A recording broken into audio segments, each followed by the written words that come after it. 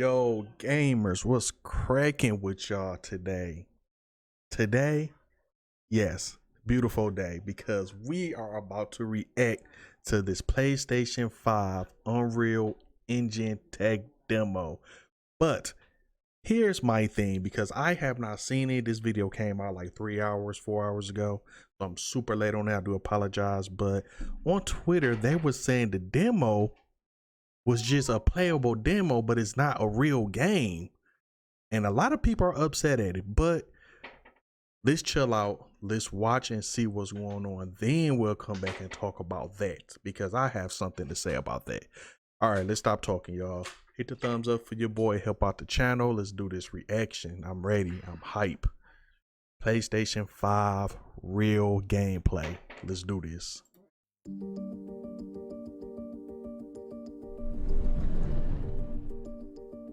Hello, I'm Brian Karras, Technical Director of Graphics here at Epic Games. Hi, Brian. Hi, I'm Jerome Plateau, Art Director of the Jerome, Special how you doing? Project. A few years ago, we got together as a team and brainstormed where we thought we could push forward the state-of-the-art in real-time graphics. There were two key areas that stood out. The first, dynamic global illumination. Beautiful bounce lighting instantaneously.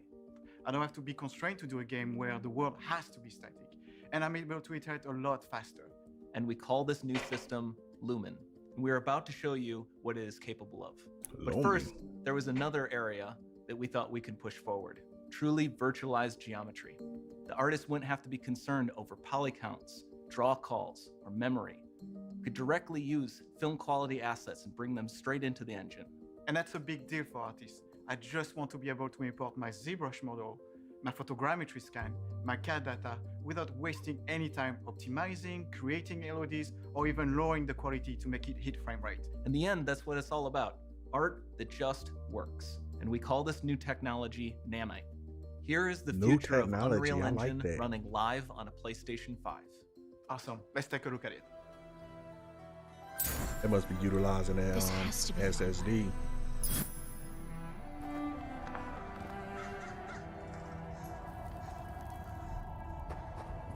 Ooh, I like the lighting of it.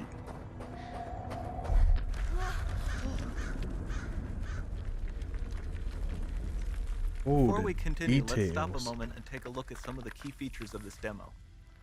Much of what you see was built with Quixel Megascan assets, but instead of using the game versions, we used the cinematic versions, which would typically only be used in film. There are around 1 million triangles each, and thanks to virtual texturing, they all use 8K textures as well. Nanite can render an insane number of triangles very quickly. There are over 1 billion triangles of source geometry in each frame that Nanite crunches down losslessly to around 20 million drawn triangles. What does that many triangles look like? This isn't noise. These are the triangles, each a different color. Most are so small that they look like noise. Nanite achieves detail down to the pixel, which means triangles are often the size of pixels. This amount of geometric detail requires shadows to be pixel accurate as well, and Nanite can do that too. Speaking of lighting, all of the lighting in this demo is completely dynamic. With the power of Lumen, that even includes multi-bounce global illumination. No light maps, no baking here. Without GI, all of that beautiful lighting is gone. With Lumen enabled, we can move the light and the bounce changes instantly. Ooh, okay, let's keep going. Look at the shadows, how, man, it is so much going on. We've made some great additions to our audio system as well. Convolution reverb allows us to measure reverberation characteristics of real spaces, like actual caves that we sampled, and reproduce them in virtual spaces. Sound field rendering allows us to record and playback spatialized audio.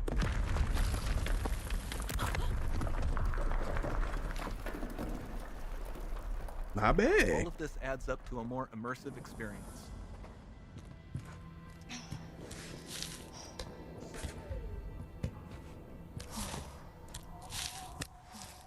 Let me see something. I want to make sure I'm getting the highest. Yeah, it's not a 4K. This swarm of bats was created with our Niagara effects system. Particles in Niagara can now talk to one another and understand their environment like never before. The details.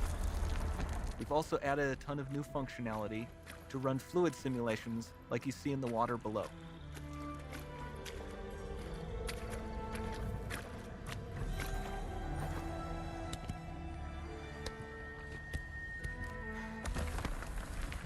It's like so. Demo runs on our chaos physics system. Here we are using it to accurately simulate the rigid bodies of the falling rocks and the cloth of her scarf. There's like so many different things I'm noticing right now just off of the details and the shadows and the lighting. Like, wow. Holy crap. Now that the environment is so complex, we've needed to greatly improve our animation systems to adapt. We've added predictive foot placement and motion warping, which dynamically modifies IK and body position to look more natural. For the character to more realistically interact with the environment, we've added the ability to trigger seamless contextual animation events, like her hand on the door. Looks promising. See, look at the lightning to the right of Dynamic it. GI is amazing, when she not walked just for in. speeding up iteration, but also for its impact on gameplay. Nice. Any light That's- source can move while it still might having be. beautiful bounce lighting. Dynamic illumination means specular as well, which you can see on all the metal surfaces. You can even see the Niagara-powered bugs reacting to the light. Lumen not That's only pretty sweet. reacts to moving light sources, but also changes in geometry.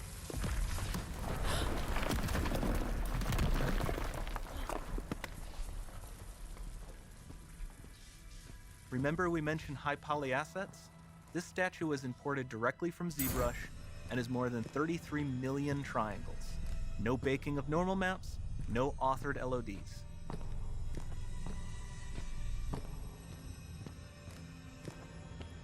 This looks. And we can do more than a single statue. There are nearly 500 of that exact statue at the same detail level placed in this room, for a total of over 16 billion triangles from statues alone. Over this entire demo, there are hundreds of billions of triangles.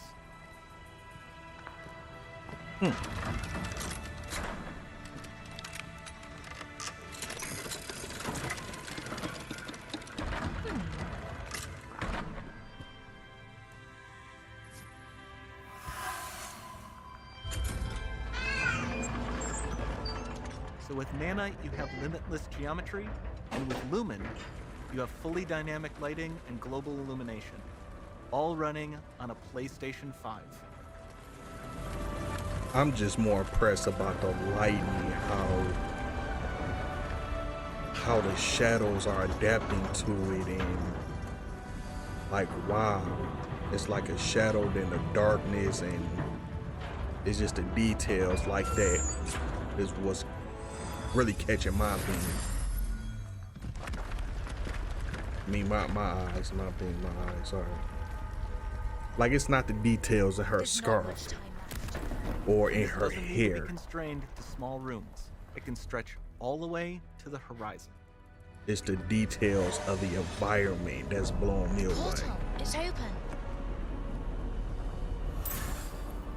Don't fail me now.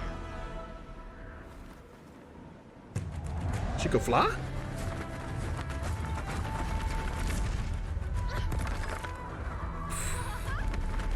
And she could run fast. What you doing taking your time in the cave then?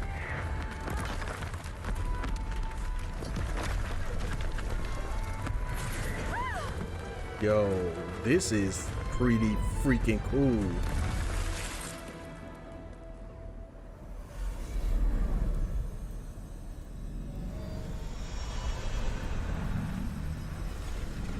It's time to see what's next.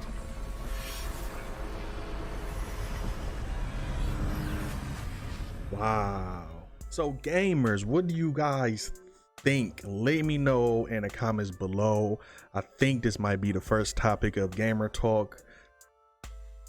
Here's the thing. I know I'm not a game designer. I'm not the biggest tech head in the world, but I am a true gamer, which means there are things that still got just looking at this, the way it stands out is just freaking amazing.